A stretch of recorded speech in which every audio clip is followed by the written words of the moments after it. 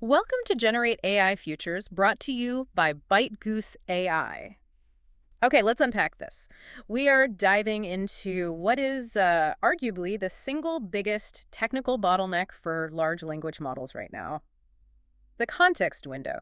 You've brought us a really fascinating paper on something called recursive language models, or RLMs. That's right. And this isn't about, just making the window a little bigger. Right, not just another incremental jump. Exactly. We're not talking about going from 128K to 256K tokens. The idea here is way more radical. It's about scaling context by orders of magnitude. Billions of tokens. Millions. We're talking about tasks that were just completely off the table before. So our mission today is to get into the mechanics of this. How do these RLMs get around what the paper calls context rot? And how do they achieve what looks like infinite context scaling? It seems to be this mix of symbolic execution and neural processing. Precisely. And the source material presents this as a model-agnostic framework. So think of it like a wrapper you can put around the big frontier models we already have. Like GPT-5 or Qwen3-Coder. Exactly. So it's a blueprint for how we might handle long context from now on. It's a shift from internal memory management to external programmatic interaction with the data. Let's start with the problem itself, context rot.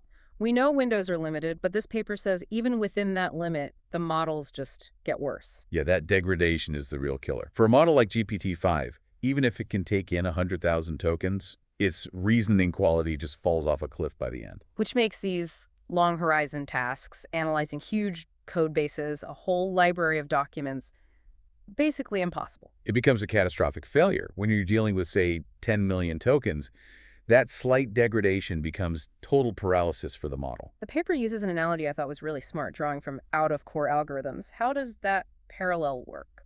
So imagine your computer has a tiny amount of superfast RAM, but a massive slow hard drive. Okay. An out-of-core algorithm is smart. It doesn't try to load the entire huge data set from the hard drive into that tiny RAM all at once. It would crash. Right. Instead, it pulls in a small chunk, processes it, saves the result, and then grabs the next chunk.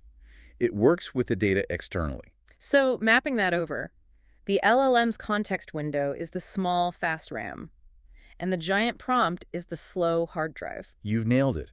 That's the fundamental shift, RLMs say. Don't feed the entire 10 million token prompt into the neural network's limited attention space. Instead, you treat the prompt as an external thing. An external environment that the LLM can interact with using code instead of trying to cram it all into its internal memory. So the prompt is no longer just input, it's a data set the model can programmatically manipulate. And because it's a wrapper, it's model agnostic. That's the beauty of it. You're separating the data handling from the neural reasoning. So let's get into the architecture. If the prompt is this external thing, what environment is the RLM actually running in? It initializes what's called a read-evil print loop, or RPL. Like a Python command line. Exactly like that. It's a live programming sandbox. And the entire prompt, all 10 million tokens, gets loaded as the value of a single variable. Let's call it context. Wow. Okay, so that's a huge shift. The LLM's first job isn't to answer the question, it's to write code that deals with that context variable. Precisely. It can peek into it, it can decompose it, it can run searches on it, and it observes the results of its code through simple print statements. The symbolic code layer handles all that heavy lifting. But just being able to access the data doesn't solve the reasoning problem. How does it connect ideas from the beginning and the end of that 10 million token file? And that must be the recursive part of the name. This is the core engine. The RLM is prompted to write code that defines subtasks for itself. And then it uses a special function, LLM query, to call itself recursively on those smaller, more manageable subtasks. So the main LLM is running, and it basically says, okay, this piece is too complex. I'm going to write some Python that tells a mini-me to go analyze this specific chunk of data and just bring the answer back to my variable space. That's the perfect way to describe it. And because the main LLM never has to ingest the full context all at once, it can just keep doing this, scaling out to handle inputs far, far beyond its own physical context limit. What's so wild is that the base models, GPT-5 and so on, they weren't trained for this. But the paper says they developed these emergent behaviors for managing context. Yeah, they saw three key patterns emerge. The first one was filtering. How so? The RLM would write simple code, like a regex query, to search the massive input for keywords first. So instead of reading 10 million tokens, it might just search for documents containing festival or La Union before even engaging the neural net.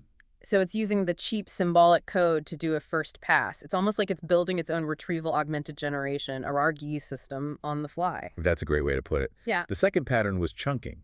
If a filtered piece of text was still too big, it would write more code to break it down, maybe by new lines or just into uniform chunks, and then recursively process those. Okay, so it prevents context rot even at the subtask level.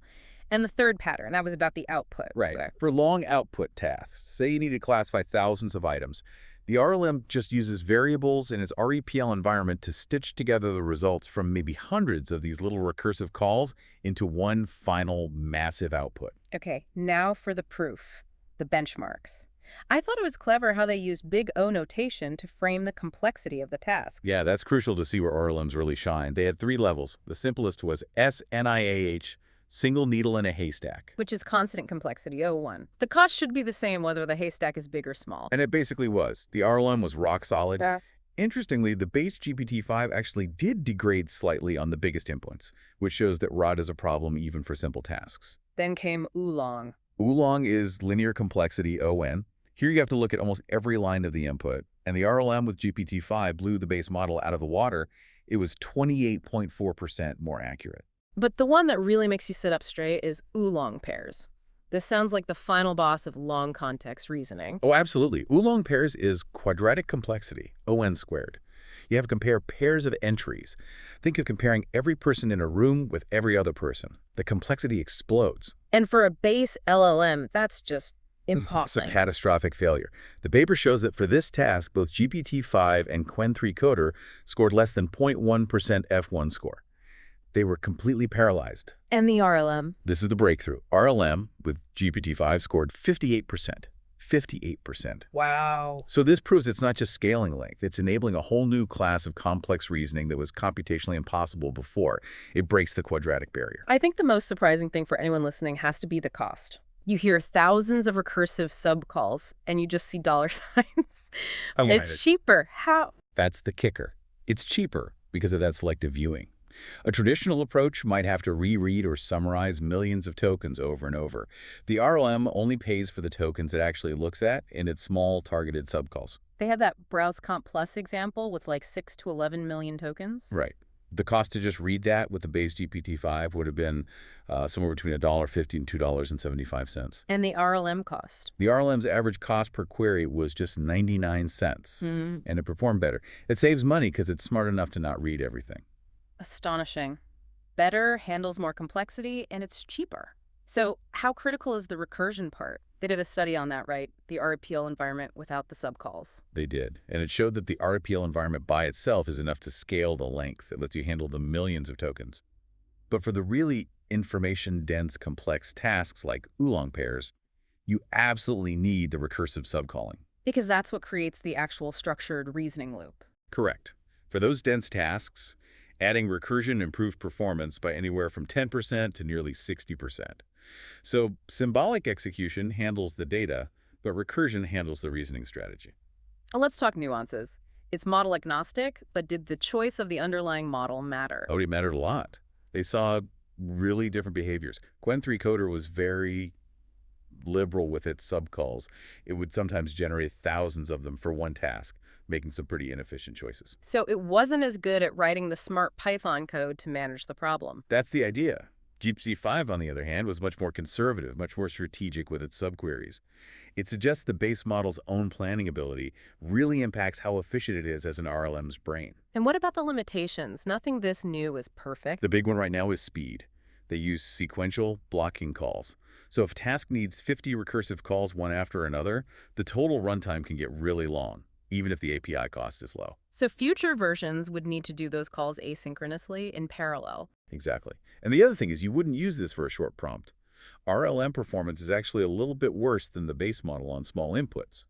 There's an overhead to setting it all up. It's a tool for when you really need it. So looking ahead, these models were used off the shelf. What's next? Well, the authors see these RLM trajectories, the sequences of code and calls, as a form of structured reasoning, like chain of thought.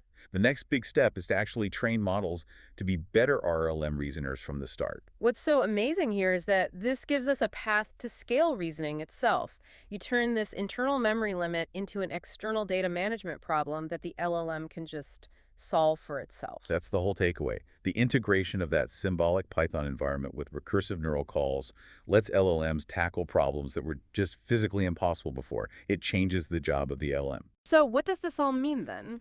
The paper suggests these RLM trajectories are a form of reasoning we can train. So if future models are built from the ground up to reason as RLMs to programmatically break down problems and recursively call themselves, does symbolic execution just become the default structure for all advanced AI, making these giant single-pass transformer models obsolete for any serious long-horizon work?